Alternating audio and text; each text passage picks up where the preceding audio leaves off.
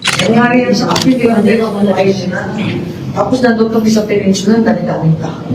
I met so many people talaga. Tapos, sabi ko, ay, mo na sa hospital, ginaganyan ko siya. Tapos sabi, ay, wala yan. Tapos kain na, puro mga dugo. Gross! Kung si Amy Marcos ang nagla-live, edi dapat yung sa loob ng kwarto makikita natin. Hindi ba? Mamemeke na lang kayo, hindi nyo pag ginalingan. Anak kayo ng tipaklong talaga. Kaya mga kotsero, hindi na ako magtataka kung si Amy Marcos ang puting ahas. Siya ang source ng lahat ng chismis. Pangatlo na to. May kumalat ho kasi na video, again, Amy Marcos and Sara Duterte. Mukhang ginagatasan na maigi ni Amy Marcos itong kanyang NFF, Newfound Friendship kay Sara Duterte. Ginagatasan niya ng malupit, ginagatasan niya ng matindi. Ngayon, si Amy Marcos ay sobrang desperada na gagawin niya lahat kahit magmukha siyang eng-eng at magmukha siyang angat para makuha ang pabor ni Sara Duterte. Ang illustration ko dyan, mga kotsero, ay parang si Sara Duterte ay yung mean girl sa Mean Girls. At si Amy ay yung new kid in school na kating-kati sa approval ng mean girl na kahit mapahiya siya, kahit na magmukha siyang angat, tatanggapin niya dahil kailangan niya si Sara Duterte. Wala siyang magagawa. Kahit wala ng dignidad, kalimutan ng itinuro ng kanyang ama, etc. Kasi hoda na yan. So ano ho ba tong video na ito? Pinost ko kasi ito kanina ni News 5. Ito yan. Ayan, nakita si Vice President Sara Duterte at Senator Amy Marcos sa Davao City base sa isang Facebook Live video sa page ng Senadora. Take note kay Amy Marcos nang galing ito. April 16, ilang araw ito matapos inendorso ng bise si Senador Marcos para sa eleksyon. Nakita daw sila. Ayan Very informal. Mukhang reality show. Oo. Very informal. Mukhang hindi naman scripted. Mukha. So, nag-livestream si Amy Marcos nung bumisita siya kay Sara Duterte. Ngayon, this is a very interesting video kasi may mga binanggit si Amy Marcos. Pero, tingnan natin. Why did you disappear? May kwento kami. Why did you disappear? Tapos may kwento kami. About Margie.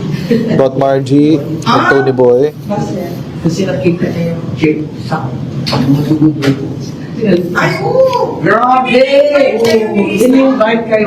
In-invite daw sila ni Lisa. May nakita raw sila sa somewhere. Hindi ko naintindihan. Tapos, ang sabi, ay oo, in-invite ka ni Lisa. Gumanon. Okay, sige. Tapos, tuloy. Nangyari yan sa akin, hindi ako ayos na. Tapos nandun kami sa peninsula, dami-daming tao. Marami na raw in-invite. In-invite din daw siya ilang beses na. Tapos nandun daw siya sa peninsula. Tapos, I met so many people talaga. Tapos sabi ko, ay, mo na sa hospital. Nagbi-bleed daw yung nose. Tapos nung nakita niya, sabi niya, oh, dali na sa hospital, dali na sa hospital. Tapos, Ginaganyan ko siya. Tapos sabi, ay, wala yan.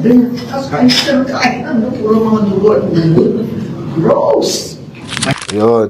Tapos, ang sabi, hindi ko alam kung si Lisa, kasi pero yun yung huling pangalan na narinig ko. So, dugo na doon, dugo yung ilong, tapos, dali na raw sa ospital, tapos ang sabi, hindi, wala yan.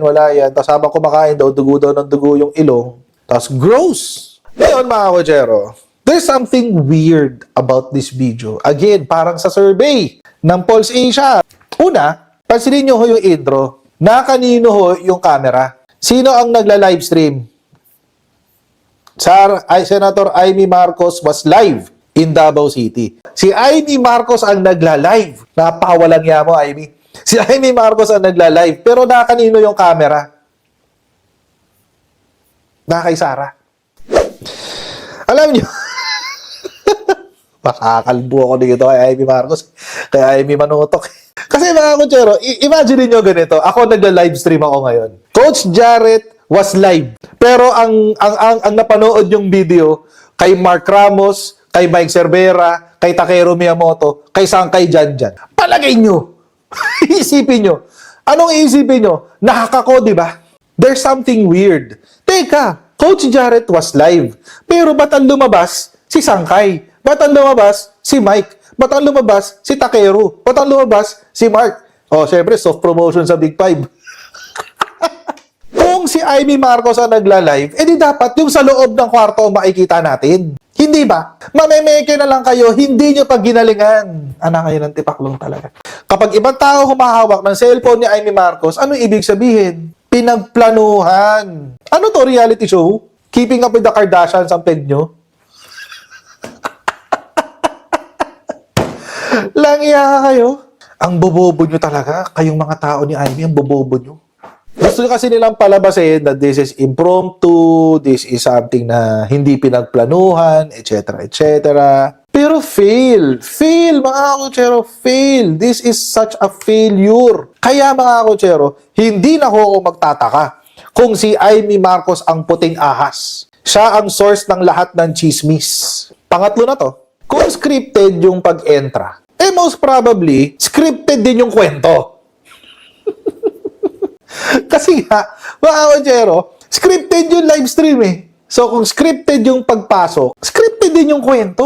Ganun lang kasimple yun. Ngayon, mga kakutsero, let's clarify this. Ang daming questions eh. Kailan mo siya na-invite? Bakit? Kasi, mga kakutsero, kung recent yan, I will say na it is a lie. Sasabihin ko kasi nungalingan yan kung recent. Alam niyo kung bakit? Kasi kung recent yan, bakit sinasabi ni Amy Marcos na matagal na silang hindi nag-uusap ni BBM?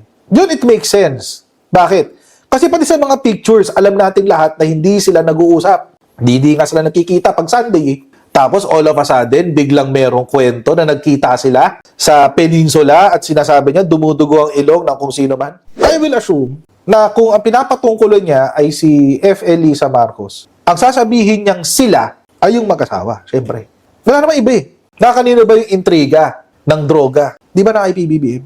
At ang gustong ipahiwatig ng mga taong ito, ng mga DDMs, at malamang sa malamang, si Amy Marcos, ay ang nosebleed ay produkto ng cocaine addiction.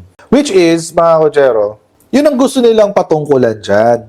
Yun ang punto ng video na yan. Chichikahan nila yung posibleng paggamit ni PBBM at ni F. Elisa ng droga. Kaya ako, mga kotsero, nag-conclude. Sa akin, kumpirmado na ang puting ahas ay si Amy Marcos.